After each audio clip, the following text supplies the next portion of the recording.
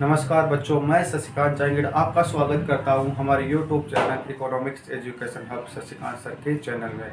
आज हम पढ़ेंगे कक्षा 12वीं की पुस्तक व्यष्टि अर्थशास्त्र के पाठ नंबर 6 प्रतिस्पर्धा रहित के अगले टॉपिक के बारे में, जिसका नाम है एकाधिकार बाजार में कुल संप्राप्ति वक्र, औसत संप्राप्ति वक्र और सीमांत संप्राप्ति वक्र। तो आज हम पढ़ेंगे कि एकाधिकार बाजार में टी-आर वक्र, एम-आर वक्र और ए-आर वक्र किस प्रकार होते हैं, यानी उनकी आकृति किस प्रकार की होती है, उनके बारे में हम जानेंगे। सबसे पहले मैं आपको ये बता देता हूँ कि एकाधिकारी बाजार में जो एकाधिकारी होता है या उत्पादक होता है, वो वस्तु की कीमत और वस्तु की मात्रा दोनों को एक साथ नियंत्रित नहीं कर सकता, दोनों में से एक को नियंत्रित कर सकता है। ध्यान देना बच्चों, जिससे मैं आपको बताता हूँ, अगर वो मात्रा ज़्यादा बढ़ाना चाहता है, ठीक है, ज़्यादा विक्रय करना चाहता है, तो उस स्थिति में उसे क्या करना पड़ेगा, कीमत को डाउन करना पड़ेगा, ठीक है। और अगर वो कीमत ज़्यादा रखना चाहता है तो उस स्थिति में वो क्या करेगा, मात्रा को कम करेगा। देखना बच्चों, यहाँ पे ये है हमारा मांग वक्र, जिसका ढाल कैसा होता है, ऋणात्मक। ये हो गई कीमत,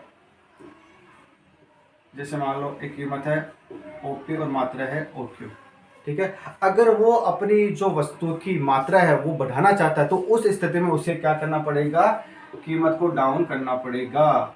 तभी क्या होगा, मात्रा बढ़ेगी। देखो, मात्रा तभी बढ़ी है जब कीमत डाउन हुई और मात्रा बढ़ी, ठीक है। तो आप समझ गए होंगे कि एकाधिकार बाजार में उत्पादक या पूर्तिकर्ता या विक्रेता वस्तु की कीमत और वस्तु की मात्रा दोनों को एक साथ नियंत्रित नहीं कर सकता, यानी दोनों में से किसी एक को वो नियंत्रित करता है।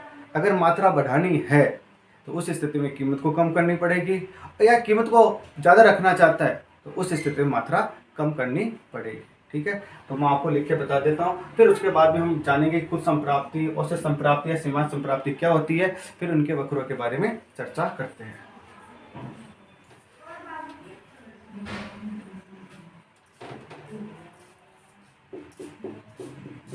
एकाधिकार बाजार में विक्रेता या उत्पादक वस्तु की कीमत तथा वस्तु की मात्रा दोनों को एक साथ नियंत्रित नहीं कर सकता। अर्थात अगर उसे वस्तु की मात्रा बढ़ानी होगी, अगर उसे वस्तु की मात्रा बढ़ानी है तो वस्तु की कीमत को कम करना पड़ेगा, वस्तु की कीमत को कम करना पड़ेगा। और कीमत ज़्यादा रखता है, कीमत में वृद्धि रखता है, तो कीमत में वृद्धि रखना चाहता है तो उसे मात्रा में, वस्तु की मात्रा में कमी करनी पड़ेगी। तो बच्चों, आपको समझ में आ गया होगा कि एकाधिकार बाजार में कि जो विक्रेता होता है या उत्पादक होता है, वो वस्तु की कीमत और वस्तु की मात्रा दोनों को एक साथ नियंत्रित नहीं कर सकता। अर्थात अगर उसे वस्तु की मात्रा बढ़ानी होती है तो उस स्थिति में वस्तु की कीमत को कम करना पड़ेगा। अगर वस्तु की कीमत वो ज़्यादा रखना चाहता है तो उस स्थिति में मात्रा कम करनी पड़ेगी। तो बच्चों, ये आपको ये टॉपिक ये पॉइंट समझ में आ गया होगा, ठीक है, इसको उतार लेना। अब हम बात करते हैं कि टी-आर या कुल संप्राप्ति क्या होता है।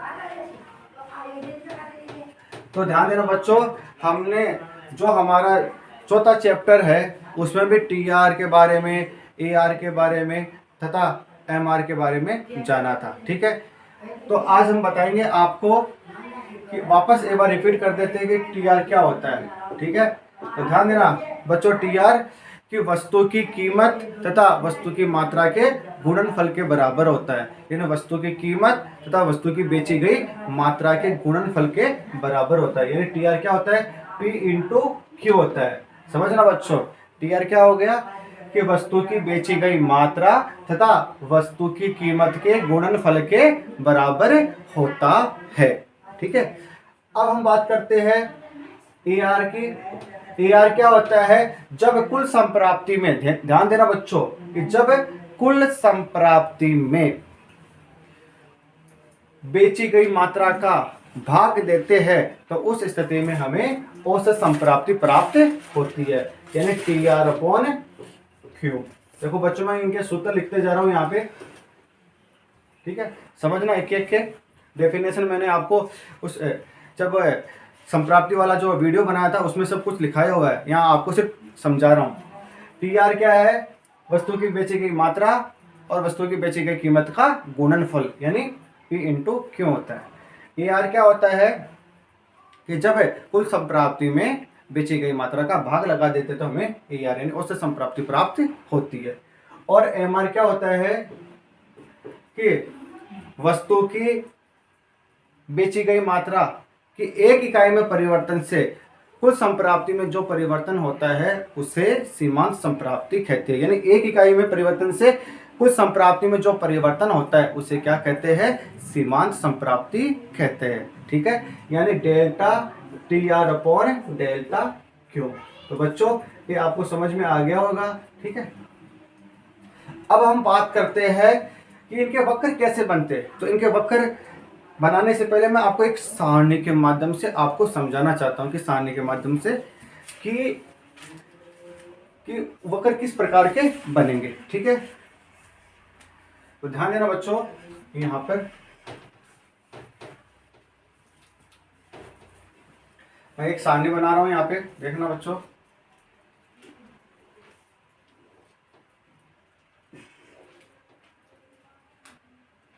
यहाँ पे है वस्तु की कीमत, वस्तु की कीमत यानी पी,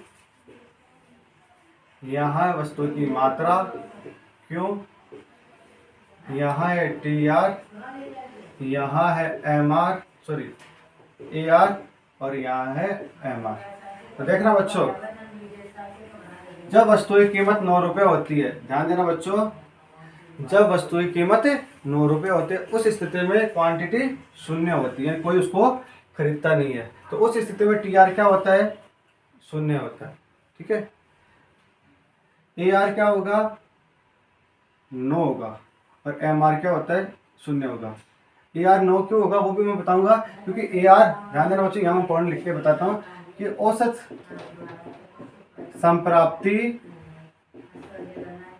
संप्राप्ति वस्तु की कीमत के बराबर होता है।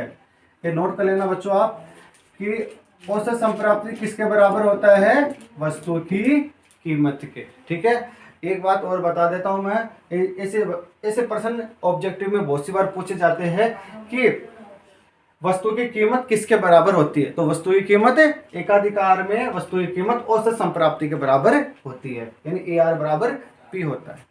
एक बात और बता देता हूं, ये जो औसत संप्राप्ति वक्र है इसे मांग वक्र के नाम से भी जाना जाता है। इसे क्या है, मांग वक्र। ये क्या है, मांग वक्र है। तो औसत संप्राप्ति वक्र को मांग वक्र भी कहते हैं। तो बच्चों दोनों चीजें नोट कर लेना। ठीक है, औसत संप्राप्ति वक्र क्या है, मांग वक्र, यानी ए आर बराबर क्या है, डी, यानी मांग वक्र है। तो अब बात करते हैं, ये हो गई। जब वस्तु की कीमत घटकर 8 हो जाती है तो उस स्थिति में मात्रा 1 हो गई, टी आर कितना हो गया, 8 हो गया, और ए है 8 और ए भी है 8। ठीक है, अब वस्तु की कीमत घटकर क्या हो जाती है, 7 हो जाती है।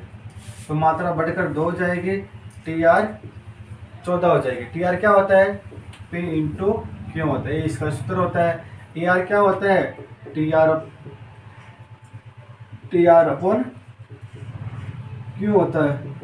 ठीक है बच्चों, मैं यहाँ पे सूत्र लिख दिया, ये होता है delta T R upon delta Q. ठीक है,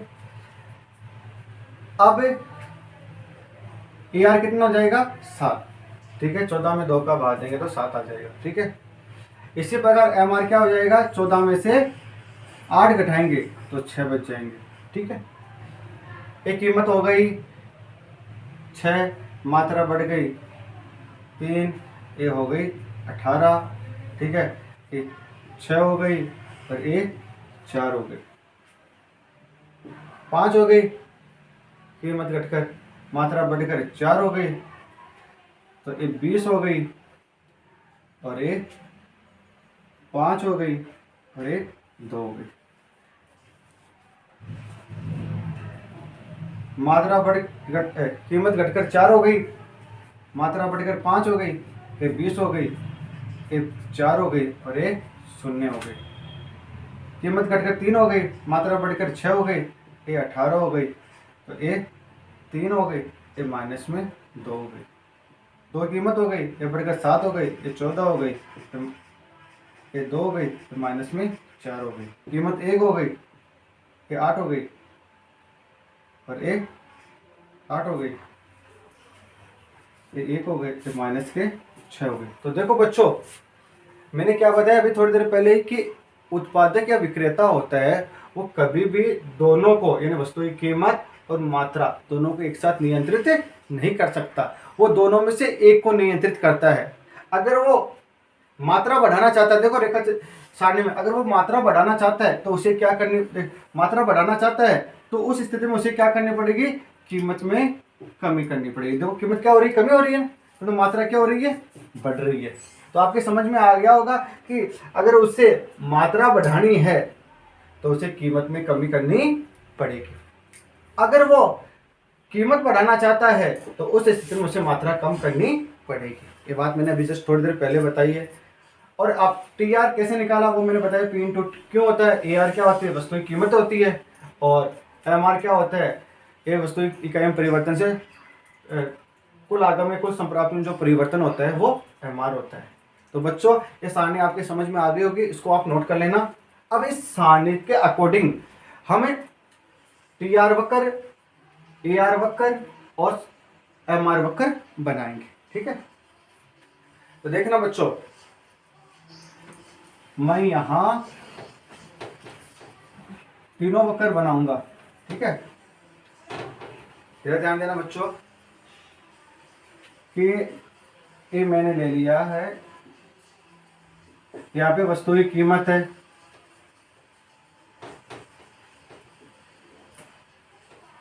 यहाँ पे क्या है, वस्तु की कीमत, ओ वाई पे वस्तु की कीमत है और ओ एक्स पे है वस्तु की मात्रा। कीमत क्या हो गई, 1 2 3 4 5 6 7 8 और 9।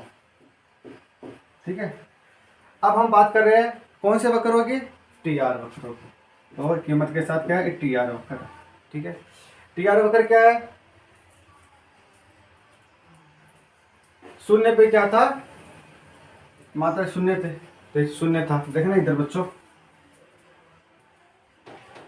1 पे कितना हो गया 8, तो 1 पे कितना हो गया,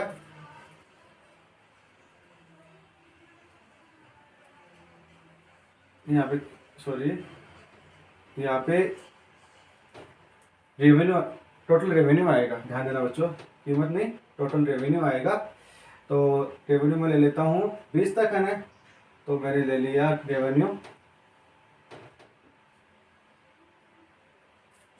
4 8 12 16 और 20, 4 8 12 16 और 20। शून्य पे शून्य है, यहाँ पे मैं ले लेता हूँ मात्रा, ठीक है। मात्रा कितनी है, 8 तक है, तो 1 2 3 4 5 6 7 8 होगी मात्रा, ठीक है। अब देखना बच्चों, एक इकाई पे टीआर कितना है, 8, तो एक पे कितना है 8, 2 पे 14, 2 पे कितना है, ये रहा 14, 3 पे कितना है 18, ये 3 पे कितना हो गया 18, 4 पे कितना है 20, ये 20 हो गया, 5 पे कितना है 20, ये 20 हो गया, 6 पे कितना है 18, ये 18 हो गया, 7 पे कितना है 14, ये 14 हो गया, और 8 पे कितना है 8, देखो 8 हो गया। तो ये वक्र कैसे बना है, ये है टी आर वक्र, ठीक है। दिखाई दे रहा है बच्चों, ये क्या है, टी आर वक्र है, ठीक है ना। ये हो गया हमारा टी आर वक्र। इसे क्या कहते हैं, टी आर वक्र, ठीक है। ये टी आर वक्र है। तो टी आर वक्र की आकृति कैसी होती है, ये प्रारंभ में बढ़ता है, एक जगह अधिकतम हो जाता है, फिर उसके बाद में धीरे धीरे घटने लग जाता है, ठीक है। अब इसी के अकॉर्डिंग क्या बनाएंगे हम, सीमांत संप्राप्ति और औसत संप्राप्ति का वक्र बनाएंगे, ठीक है। वो मैं नीचे बना के बता देता हूँ आपको, ठीक है। यहां पर मैं क्या लूंगा, ए आर और एम आर। देखना बच्चों, मैंने यहाँ पे क्या लिया, ए आर और एम आर लिया, ठीक है। और यहाँ पे मैं क्या लूंगा, मात्रा लूंगा। तो ध्यान देना बच्चों, जब मैं वक्र बनाऊंगा तो उस स्थिति में जहां पे अधिकतम होता है, अधिकतम कौन से बिंदु पर हो रहा है, मात्रा क्या है 5, ठीक है ना। और उस स्थिति में एम आर क्या होता है, 0 होता है। तो देखना, सबसे पहले मैं एम आर बना रहा हूं, जो कि 8 से स्टार्ट होता है, ठीक है ना। तो ये 8 से स्टार्ट हुआ, और यहाँ क्या है 5वीं इकाई है, ये 5वीं इकाई हो गई। तो इसे चलते चलते नीचे गिरते हुए होगा, ये कौन सा वक्र है, एम आर वक्र, ठीक है। और इसके ऊपर ये बनेगा ए आर वक्र, ठीक है। तो आपको एम आर वक्र और ए आर वक्र दोनों समझ में आ गए होंगे, ठीक है। रेखा चित्र समझ में आ गए होंगे। अब मैं इसके बारे में थोड़ा सा और विस्तार से समझा देता हूँ, दोनों वक्रों के बारे में। सामने नोट करते रहना आप।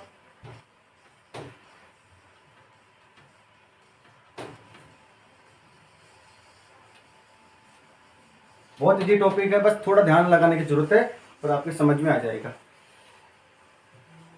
अब हम बात करते हैं वक्रों के बारे में, कि जैसे जैसे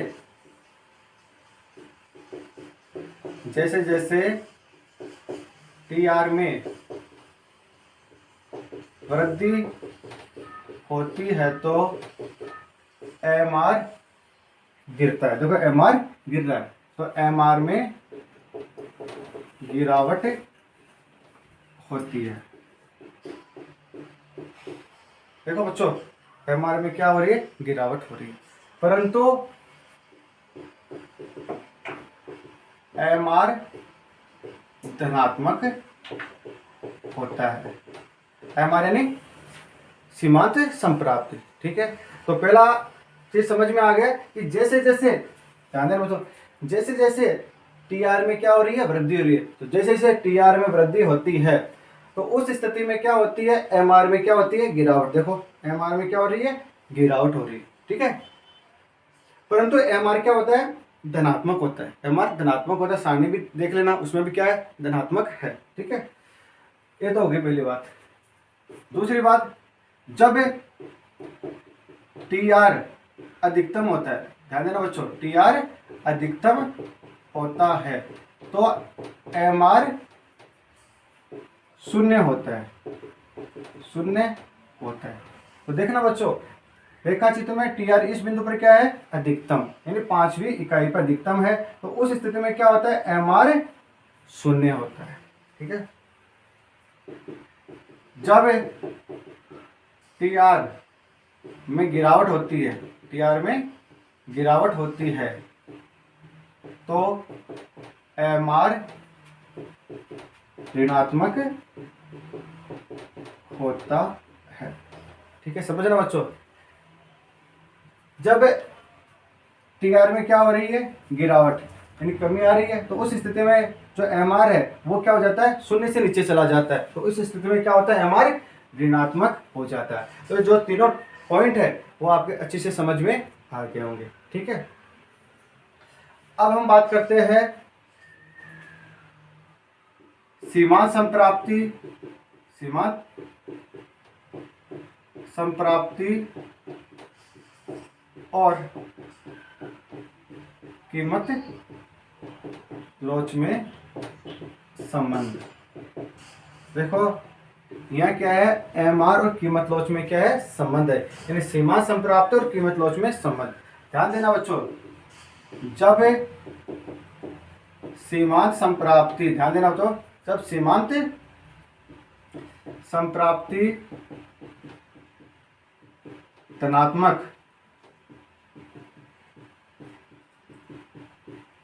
होती है तो, जब सीमांत संप्राप्ति धनात्मक होती है तो कीमत लोच इकाई से अधिक होती है, कीमत लोच इकाई से अधिक होती है। अर्थात एम आर धनात्मक है, एम आर क्या है, धनात्मक, तो इकाई की लोच क्या होगी, ईडी ग्रेटर देन 1 होगी। ठीक है बच्चों, ईडी ग्रेटर देन 1 यानी इकाई से अधिक होगी। कब है, जब एम आर धनात्मक। समझना बच्चों आप, जब सीमांत संप्राप्ति यानी एम आर, सीमांत संप्राप्ति एम आर शून्य होता है, शून्य होता है तो कीमत लोच इकाई के बराबर होती है। तो एम आर क्या है, शून्य है, एम आर क्या है, अर्थात एम आर शून्य है, अर्थात एम आर शून्य है। उस स्थिति में ई डी बराबर क्या होगी, 1। ये मैंने बॉक्स बना दिया, ये मैंने बॉक्स बना दिया। समझ में आया कि एम आर धनात्मक है, उस स्थिति में इकाई जो कीमत लोच है वो इकाई से अधिक होती है। एम आर शून्य है, उस स्थिति में इकाई के बराबर होती है। देखो यहाँ पे तो क्या होगी, ई डी ग्रेटर देन 1 होगी, इस बिंदु पर क्या होगी, ई डी बराबर 1 होगी। और जब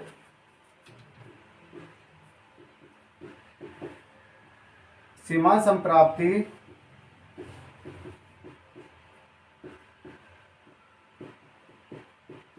सीमांत संप्राप्ति ऋणात्मक होती है तो कीमत लोच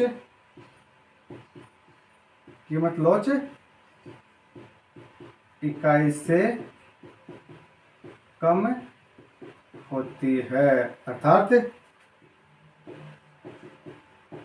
एम आर ऋणात्मक है, एम आर ऋणात्मक बराबर क्या है, E D less than 1।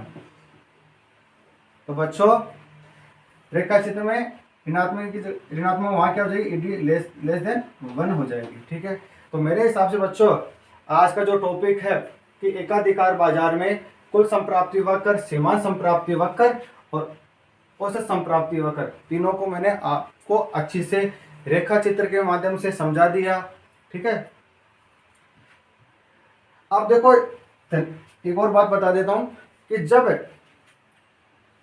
A R तथा एम आर दोनों में गिरावट होती है, ध्यान देना बच्चों, ए आर और एम आर दोनों में गिरावट होती है तो एम आर क्या होता है, तेज गति से नीचे गिरता रहता है, यानी एम आर हमेशा ए आर के नीचे स्थित होता है। ठीक है, रेखा चित्र में साफ दिखाई दे रहा है, ये टी आर वक्र है। ठीक है, जो प्रारंभ में बढ़ता है फिर एक जगह अधिकतम होने के बाद धीरे धीरे गिरने लग जाता है।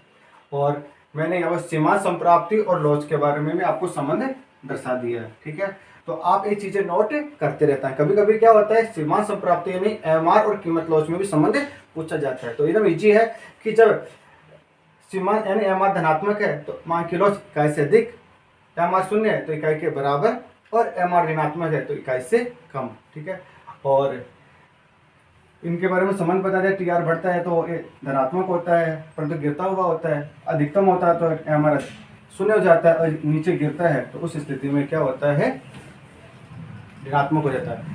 तो हमने सब कुछ समझा दिया आपको इन वक्रों के बारे में।